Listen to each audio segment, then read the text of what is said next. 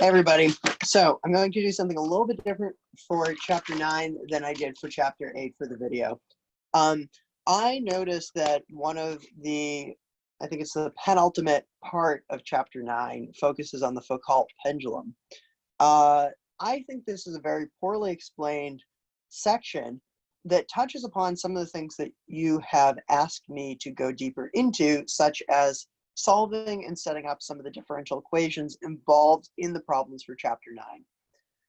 So I'm going to go through the book's work on the Foucault pendulum and clarify some of it and treat it as a problem unto itself. Namely, here's the setup for the problem. Say that we have a pendulum and it's going to be attached to some point. So there's going to be some bob here of mass m. There is tension in the pendulum. So a tension force that's pointing towards the pivot of the pendulum. And the pendulum is going to have a length L.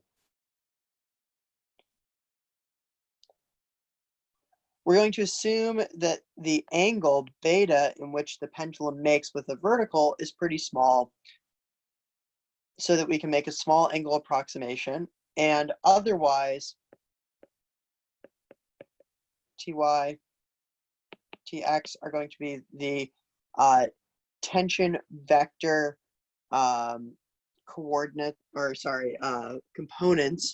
in the x and y directions. The x direction in this problem is going to be taken to be east in the frame of the pendulum on Earth. Y, as we have been, will be taken to be north. And z is going to be taken in the opposite direction that gravity is pulling, which I have written in this way. So the question for this problem is, given that we are perturbing the pendulum by a small angle, we're going to assume that the primary motion of the pendulum happens in the xy plane. The question becomes, what is the motion of the pendulum over time, given that the Earth is going to be spinning? I don't think I spell it that way. Earth spins with angular velocity omega. And we're going to, like we do in the book, assume that there is theta, which represents the co-latitude in which the pendulum is doing its thing. Cool. So for any of these problems, the setup is always the same. The assumptions are not necessarily always the same. When you are in a non-inertial frame, so everything here is going to be written with respect to the non-inertial frame's coordinate system. We have our typical inertial forces. So there's going to be tension. There's going to be actual gravity, which we're going to approximate as a constant force. Then there are two other forces at play. These are fictitious forces which depend on the fact that we are in a non-inertial rotating frame. There's a centrifugal force.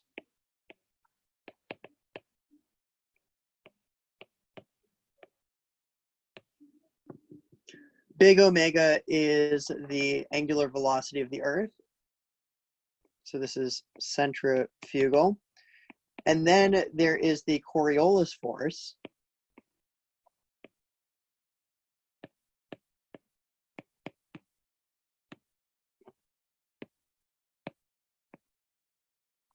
Cool.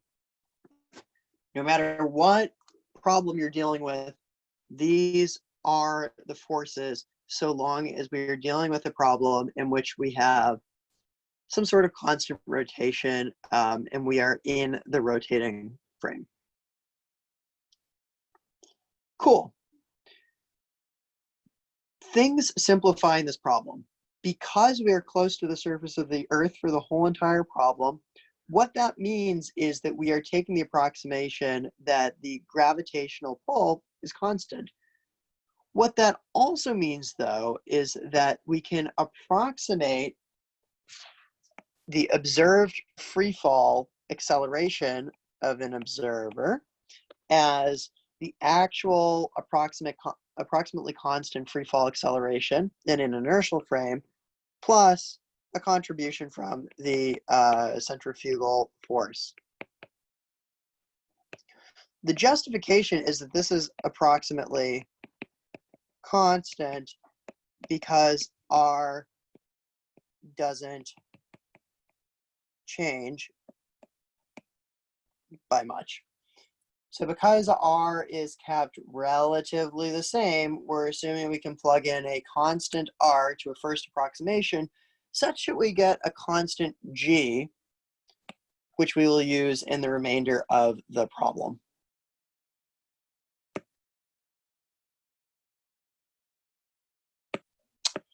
Well, it looks like I have created the maximum number of whiteboards, so I'm going to erase some things.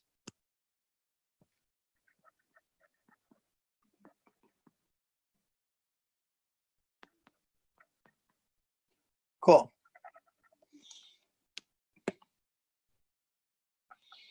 So every single problem that's going to come up in this course involves some form of setup for differential equations and potentially some form of approximations. Not every problem, but the framework for most of the stuff that we're working with boils down to differential equations, approximations, and possibly integration of mini solutions. Because we are dealing with small oscillations,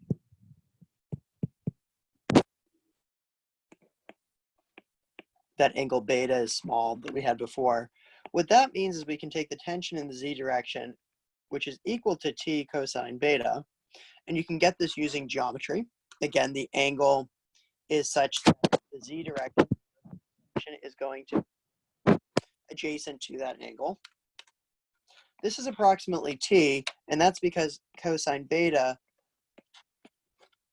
is approximately 1 to first order in beta. Namely, we only keep terms of order beta or smaller, so beta squareds drop out. What that means is if you look at the z direction, in the z direction for this problem, t is approximately equal to m times g. Now, I think this looks a little bit confusing. The reason why is it seems as though there are other forces at stake, but for the approximations we're making, this makes enough sense.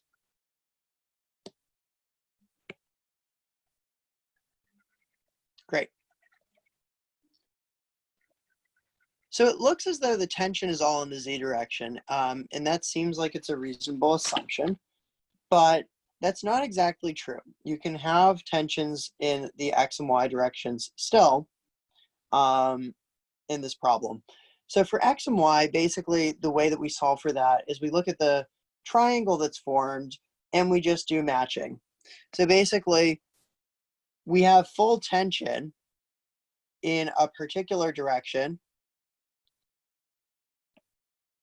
if the full length of the pendulum is going in that direction. And then for the, let's say that direction is in the x direction, tension goes as minus x because it's pointing in the opposite of the x direction. What this implies by taking ratios is that tx is equal to minus t times x over L. And mutatis mutandis, so just changing everything for the y direction, it is the same exact situation. T in the y direction is minus t times y divided by L. Because we said t is approximately mg, what that implies is that tx is equal to negative mgx, or is approximately mgx over L. Ty is approximately negative mgy over L.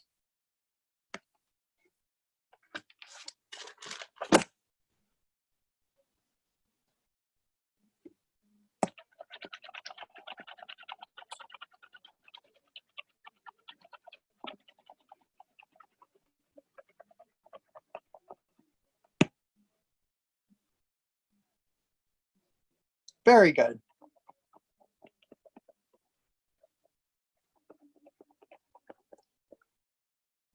So basically in this problem, we've said that the tension in the z direction is balanced out by the gravitational force.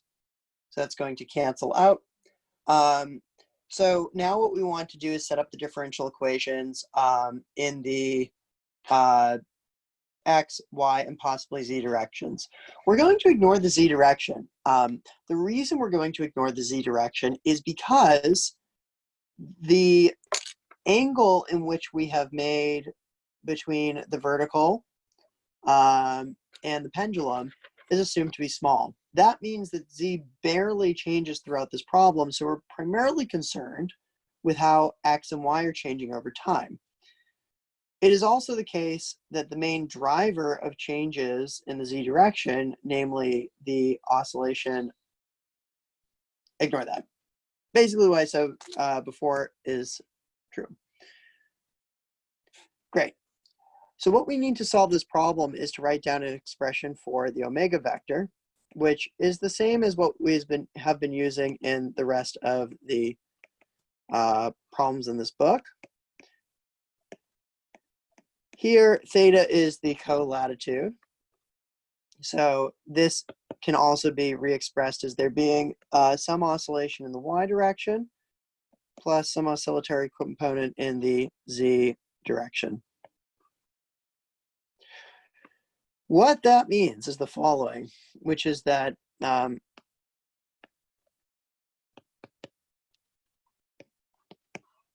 this is the expression for the Coriolis force in vector form. It's y dot omega cos theta minus z dot omega sine theta minus x dot omega cosine theta and x dot omega sine theta. Again, we're only going to be concerned with the x and y components. Here we can make one approximation.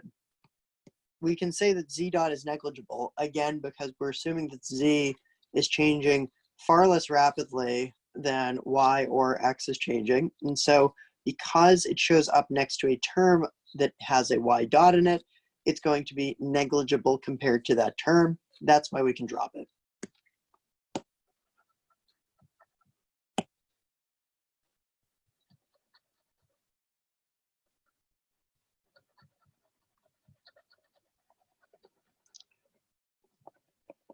Very good.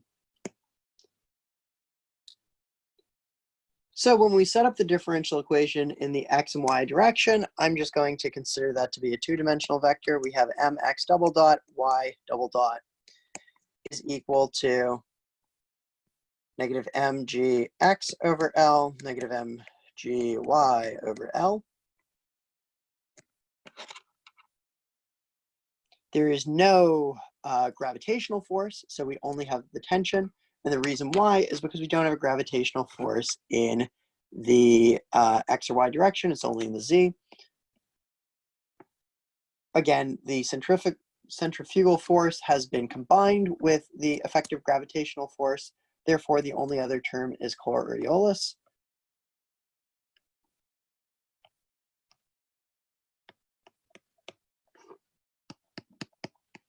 And using the approximation we made that we don't care about the z velocity because it is negligible, this is what we end up with. We can rewrite things by using, again, what I wrote before, that omega in the z direction is this is just the full omega times cos theta. And so consequently, this breaks into two different differential equations where inherently by dividing out by by dividing out by the mass m, we are going to get an equation where we can intrinsically define an omega naught. So I'll leave that up to you for making sure you know how to do the algebra to hook things up to that. But the form of the equation is going to look like this.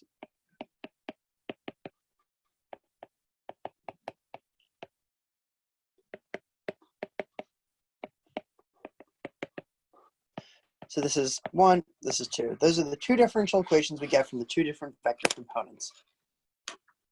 If we can solve the differential equations and we get x and y as a function of time, we can solve the system. Now, I find the trick for solving these differential equations to be quite clever, but also a little bit hard to understand at first of where it came from. So I'm going to break that down a little bit more than what is provided in the book. If we take equation 1 and we add it to equation 2 times I, it's still going to be equal to 0 because both of those are equal to 0 on their own. What we get for a combined equation is x double dot plus iy double dot plus 2I omega z x dot plus iy dot plus omega naught squared x naught. Oops. X plus iy, and that'll be equal to 0.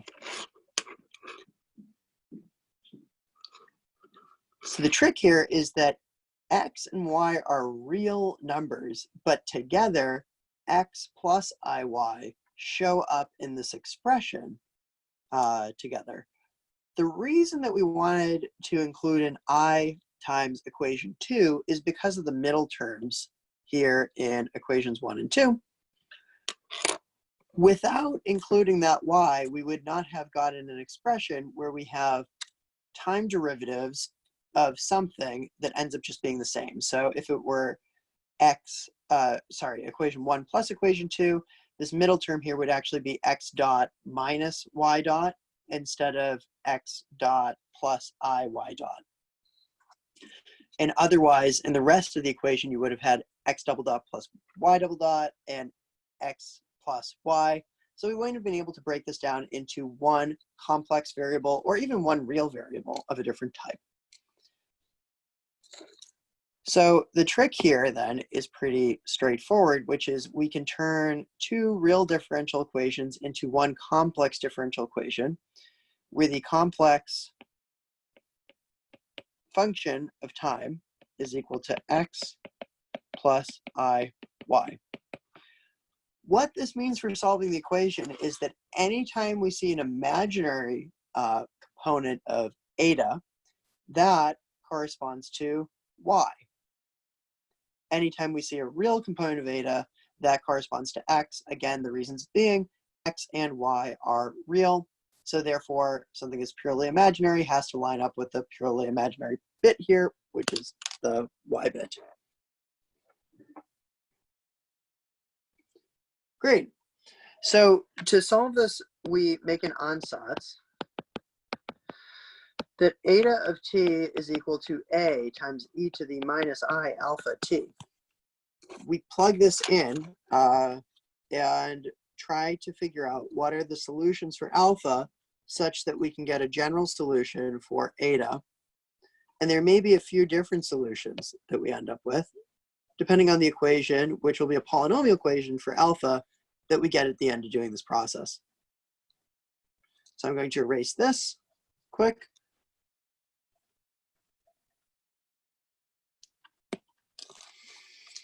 Cool. So when we plug it in, I'll write the time derivative .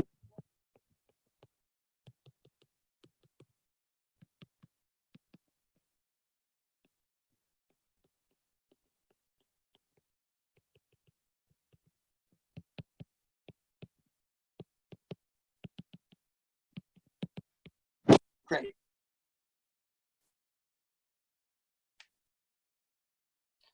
So here, because we just take time derivatives of this expression, we end up with a polynomial expression for alpha.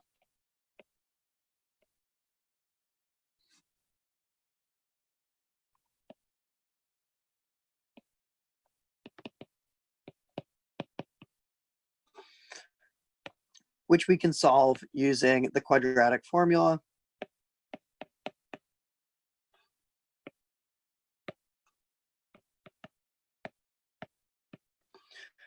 And here again, we can use the fact that the oscillations of the Earth in the z direction, so the angular velocity there is going to be much smaller than omega naught. I will leave that as an exercise for you guys to verify, but that's another approximation we make such that alpha is approximately omega z plus or minus omega naught. Now, you may be wondering, oops, I forgot a square here. You may be wondering why it's not just plus or minus omega naught. We're keeping things only to the first order in omega z, such that we can take into account how the oscillation of the Earth slowly over time will modify our expectation of how a pendulum moves. The way that we would actually obtain this is to say that this is equal to omega z times 1 plus omega naught squared over omega z squared. And then we do the Taylor series expansion for this expression. We will end up finding that we just are left with an omega at the end of the day. I will leave that as an exercise to you guys. But otherwise, that's how you end up showing that. That's the reason why we're keeping that omega z term.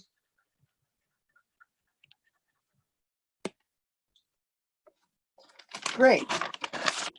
Because we have two solutions to this differential equation, what that means is that when we look at the general solution for eta, there's going to be two coefficients that multiply each solution, and those two solutions are added together to get the general solution for eta. So eta as a function of time will be equal to some a1 e to the minus I omega zt plus I omega naught t plus a2 e to the minus I omega zt minus I omega naught t. Let's impose some initial conditions so that we can actually solve this up to the amplitude of the oscillations. We're going to say that we start this oscillator in the x direction. So x0 is equal to a, y0 is equal to 0. That means that eta is equal to a times e to the minus I omega zt cosine omega naught t.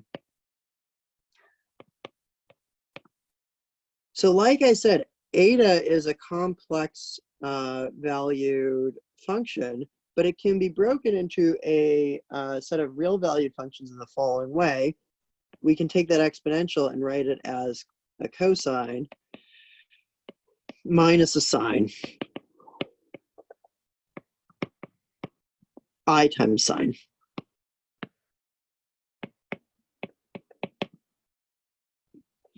Now recall, anything that is imaginary is what corresponds to the y value in our problem. Anything that's real corresponds to the x. Therefore, we can say the following are our solutions for the horizontal motion in the frame of the pendulum on the Earth.